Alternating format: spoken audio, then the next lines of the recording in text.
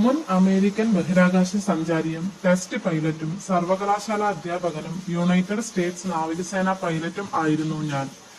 1930 August 5-ന് അമേരിക്കയിലെ ഒഹിയോക്കടുത്തുള്ള വാപ്പാകൊനേറ്റ എന്ന സ്ഥലത്തായിരുന്നു എന്റെ ജനനം. ചന്ദ്രനിൽ കാലുകുത്തിയ ആദ്യത്തെ മനുഷ്യൻ ഞാനാണ്. എന്റെ പ്രഥമ ബഹിരാകാശ യാത്ര 1966 ജെമിനി 8 എന്ന ബഹിരാകാശ വാഹനത്തിലായിരുന്നു. എന്റെ രണ്ടാമത്തേതും അവസാനത്തേതുമായ ബഹിരാകാശ യാത്ര അപ്പോളോ 11 മിഷൻ കമാൻഡർ പദവിയിൽ ചന്ദ്രനിലേക്കുള്ള യാത്രയായിരുന്നു. 1969 ജൂലൈ 20-ന് ഞാനും ബസ് ആൾഡ്രിനും ചന്ദ്രോപരിതലത്തിൽ ഇറങ്ങി 2.5 മണിക്കൂർ അവിടെ ചിലവഴിച്ചു. ആ സമയത്ത് മൈക്കൽ കോളിൻസ് വാഹനത്തിൽ ചന്ദ്രനെ ഭ്രമണം ചെയ്തുകൊണ്ടിരുന്നു. 1978 ഒക്ടോബർ 1-ന് എനിക്ക് congressional space medal of owner ലഭിച്ചു.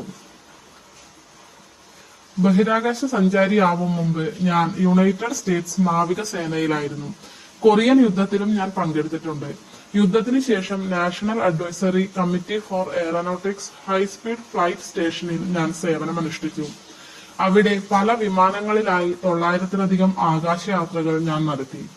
ഗവേഷക പൈലറ്റ് എന്ന നിലയിൽ F-100 super sabre, A&C aircraft, F-101 വോഡു എന്നിവയിൽ പ്രൊജക്ട് പൈലറ്റ് ആയി പ്രവർത്തിച്ചു.